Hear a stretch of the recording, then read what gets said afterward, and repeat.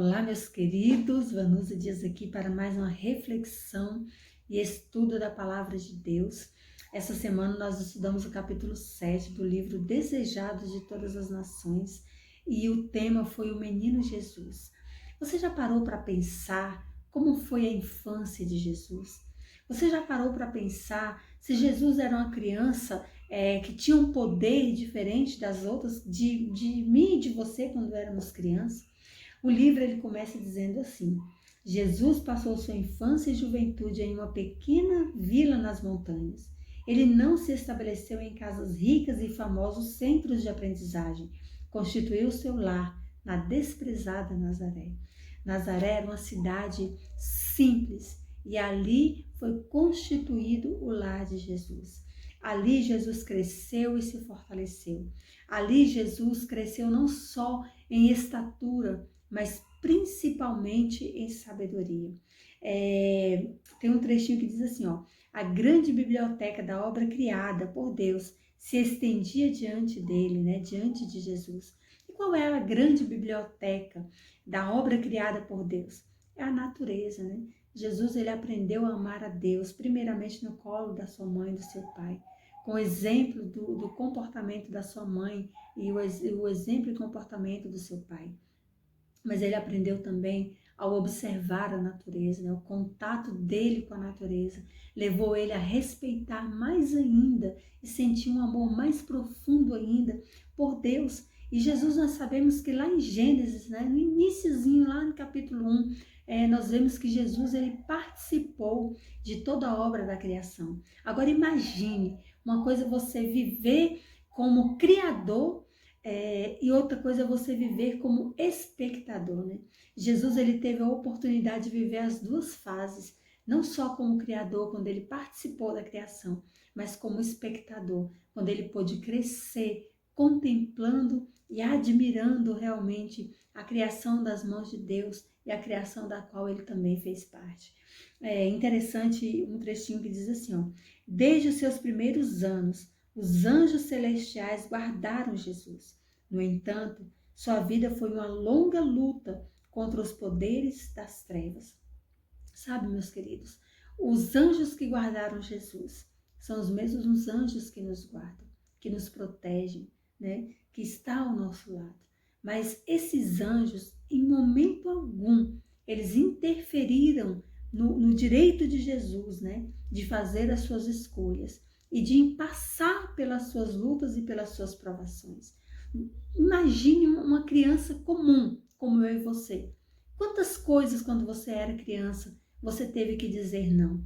Quantas coisas você tinha vontade de fazer e você pensava assim, meu pai falou que não é para me fazer, ou minha mãe falou que não era para me fazer. Jesus, ele também teve esses conflitos e ele precisou fazer escolhas, ele precisou se posicionar e ele tomou decisões que realmente levaram ele a ser uma criança, um adolescente, um jovem, um adulto que não carregou sobre si as marcas do pecado, né? Ele era um pecador, nasceu como um pecador, mas sem pecado. Jesus ele não adquiriu pecado, porque ele aprendeu realmente a respeitar e fazer as escolhas da forma correta. Jesus estava familiarizado com a pobreza, o sacrifício e a necessidade. Essa experiência lhe serviu de proteção, por estar sempre ocupado, não tinha tempo para amizades que pudessem levá-lo por maus caminhos. Achei muito lindo também esse trecho, né?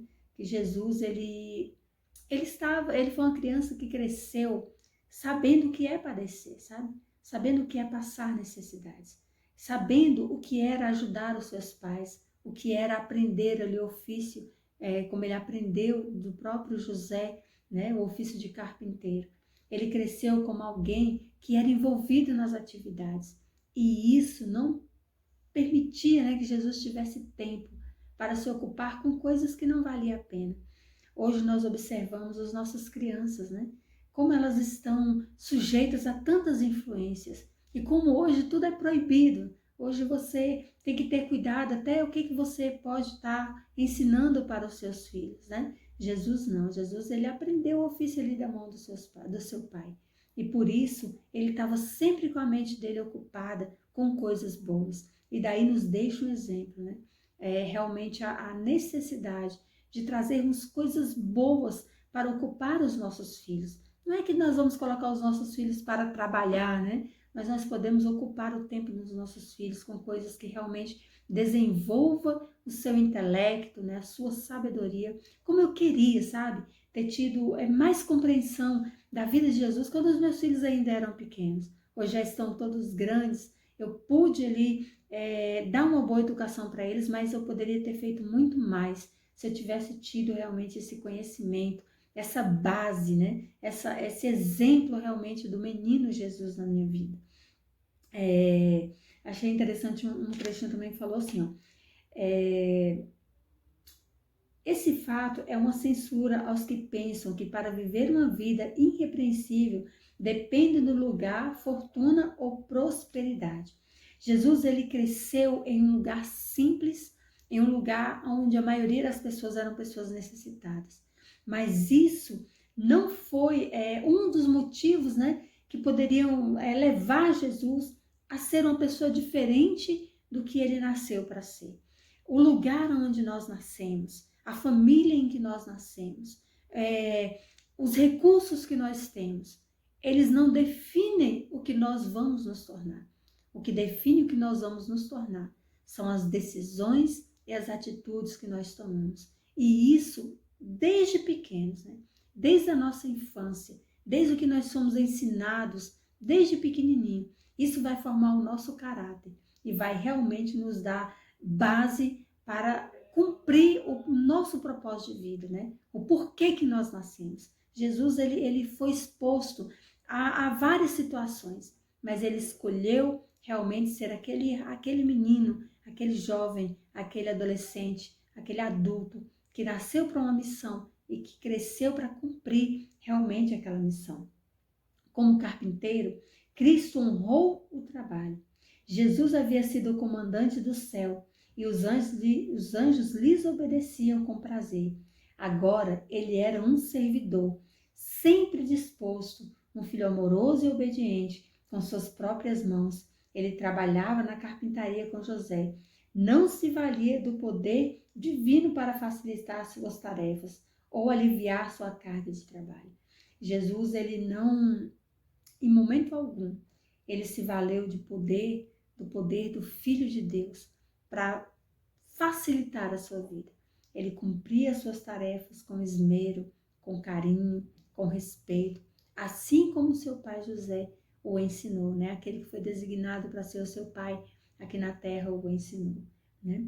Eu achei interessante também um trecho aqui do livro que diz que Jesus, ele era uma criança alegre, ele era uma criança feliz e que a alegria de Jesus contagiava a todos ali ao seu redor. E Jesus, quando ele ia para o templo nos sábados, quando ele era convidado ali a abrir o livro da lei, ele trazia alegria ao coração daqueles que ouviam, porque ele falava com amor da palavra de Deus e ele trazia ensinamentos novos toda vez que ele tinha oportunidade de pegar a palavra ali para compartilhar com aqueles que estavam no templo. E eu vou ler aqui um outro trecho também que eu achei muito legal, que diz assim, ó: Jesus é nosso exemplo. Em sua vida familiar, ele é o padrão para todas as crianças e jovens.